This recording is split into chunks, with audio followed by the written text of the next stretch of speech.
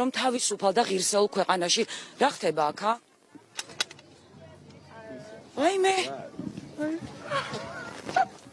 ანუ კი. ცოტა გამომყვები?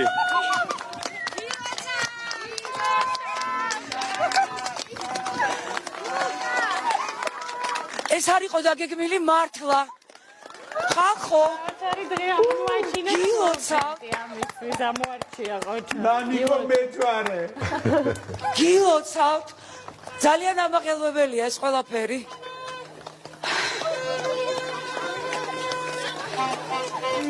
ხახმობა არის? კიო. ღმერთო.